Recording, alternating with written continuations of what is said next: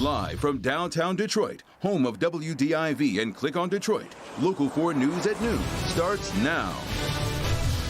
The United States tops 10 million coronavirus cases, but there is a glimmer of hope, as early data shows that Pfizer's experimental coronavirus vaccine is more than 90% effective, and the FDA approves an antibody treatment for the virus.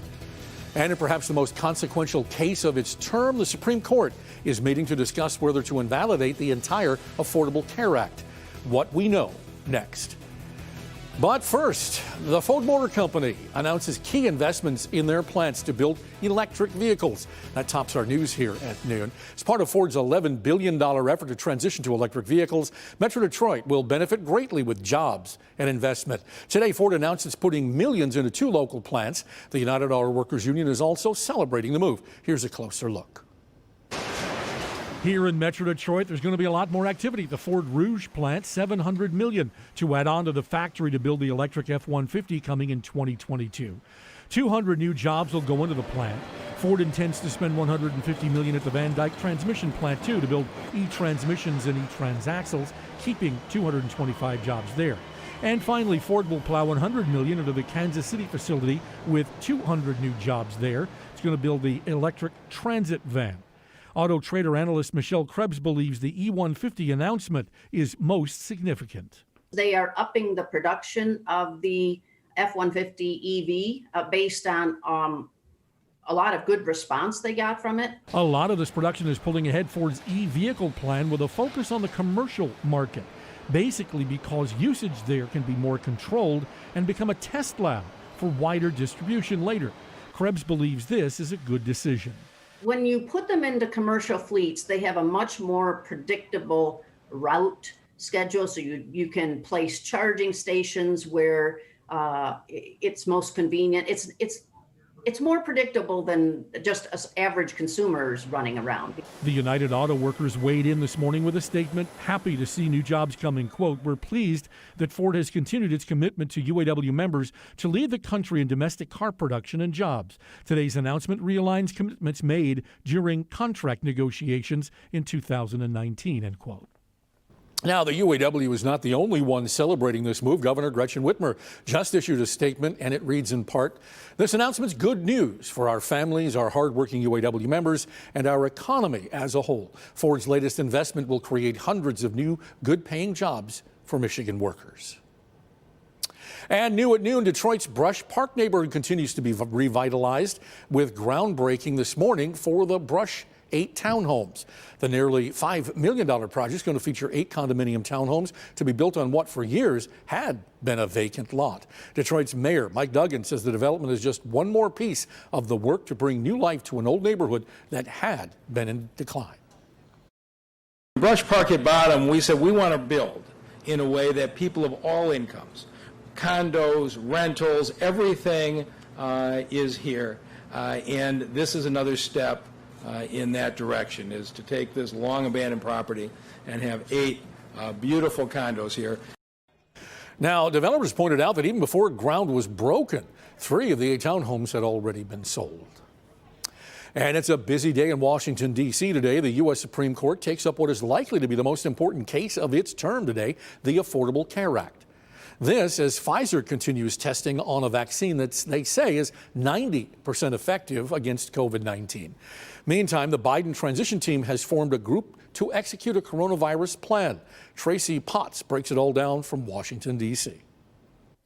President-elect Joe Biden speaking today on the risks of getting rid of the Affordable Care Act. That's the case that the U.S. Supreme Court will hear today. Also, there's been a development on a vaccine. Pfizer, the drug manufacturer, says the vaccine they're working on for coronavirus is 90% effective. They're hoping to get an emergency approval for it, but that's just the first step. There are also concerns about How do you get it widely distributed? We have anticipated that we will have enough vaccine by the end of December to have vaccinated our most vulnerable citizens in nursing homes and otherwise, and by the end of January, enough for all healthcare workers and first responders, and enough for all Americans by the end of March to early April to have general vaccination programs. And the Biden transition hitting a bit of a roadblock with the Trump administration, the Trump appointee in charge of signing off on this transition, making sure information gets out, people get security clearances and office space, has not done so. The transition team says they haven't ruled out legal options to make that happen. I'm Tracy Potts.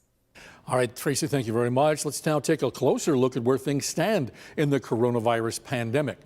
The United States passes 10,100,000 cases and more than 238,000 people have died from the virus. These are numbers from the Johns Hopkins University database. Now, public health experts continue to warn that the country is entering the pandemic's worst phase yet. We're expecting new coronavirus case numbers later on this afternoon. On Monday, Michigan reported 9,010 new cases of the coronavirus. This is a two-day total for both Sunday and yesterday. We've lost another 62 Michiganders to the virus. On Monday, we also received an update on COVID-19 outbreaks in schools. The state has listed 50 schools as having outbreaks. For a complete list of the impacted schools, you can go over to clickondetroit.com. Meantime, there is a new weapon in the war against the coronavirus. It's an antibody treatment developed by the Eli Lilly pharmaceutical company. Federal Food and Drug Administration has approved the antibody treatment for emergency use. The approval is for use of the treatment on people with mild to moderate infections, but who are also at high risk of complications. It's hoped that the antibodies will kickstart the patient's own immune system to fight this virus. It's not for home care. In fact, it must be given in a hospital or a healthcare setting. Now, Eli Lilly hopes to have 100,000 doses available within days. Patients will be given the treatment at no charge. The latest encouraging pandemic developments are leading to mixed results in the stock market. We're taking a live look now at the Dow Jones Industrial Average, which has been up most of the day. However, the Standard & Poor's 500 index and the NASDAQ exchange are both down, both pulled down by so-called stay-at-home stocks like Zoom Video and Amazon. Those stocks have had big time growth during that pandemic since back in March. Now, the European Union regulators hit Amazon with formal antitrust charges today. That charge stems from the allegations that the tech giant abused its dominance as an online marketplace in both Germany and in France, the company's biggest markets in the European Union. The EU started looking at Amazon in 2019. It has been focusing on Amazon's dual role as a marketplace and a retailer. In addition to selling its own products, the company allows third-party retailers to sell their own goods through that site. Now, Amazon faces a possible fine of up to 10% of its annual worldwide revenue in this. The company, of course, rejected those accusations. An East Point woman whose two young sons and a niece died in a house fire was sentenced to probation this morning. The three children died in the fire in March of 2018. 30-year-old Amber Swain was originally charged with second-degree child abuse because she was not home at the time. She and her sister, the mother of the other fire victim, were shuttling each other to and from jobs when that fire broke out. Swain pleaded no contest to reduced misdemeanor charges and was given 6 months of probation today. And we're following breaking news now from Vatican City, where a long-awaited report has been released on how the Catholic Church handled the case of former Archbishop Theodore McCarrick. McCarrick was the Archbishop of Washington, D.C., and elevated to the rank of cardinal back in 2001. But last year, he was defrocked by Pope Francis after years of sexual abuse allegations came to light. Today's report found many bishops and cardinals downplayed reports about McCarrick's actions. One report was rejected by the late Pope, John Paul II, who is now a Catholic saint. The report largely clears Pope Francis of any of the blame. And charges are expected against the mother who accidentally shot her 20-month-old daughter while fighting with a neighbor. Happened last night on Tyler Street in Detroit. During our last update, we learned that the girl was listed in critical condition, but police say now the adults were fighting over a food delivery mix-up. And let's take a quick now at our forecast with Brandon as we take a live look outside through our sky cam. And you'd swear it was like June out there, Brandon.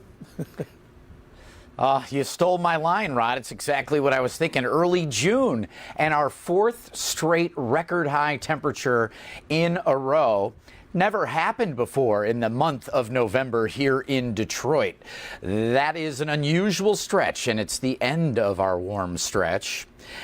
Maybe a theme to our temperature out there. I can't quite make it. Detroit, Ann Arbor, Lapeer, 5 degrees. The winds are picking up, and the cloud cover will also be increasing.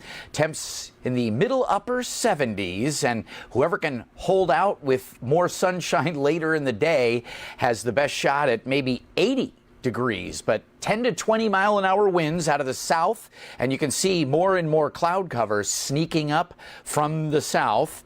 And then we've got this cold front. Looks like midnight and beyond for rain, isolated thunder chances, Rod. And then the cool down, which I've got in the 7-day coming up.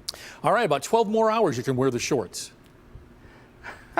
Yes. All right, I'm going to savor every minute of it. Still to come, a special message from Jeopardy following the passing of iconic host Alex Trebek. You don't want to miss it.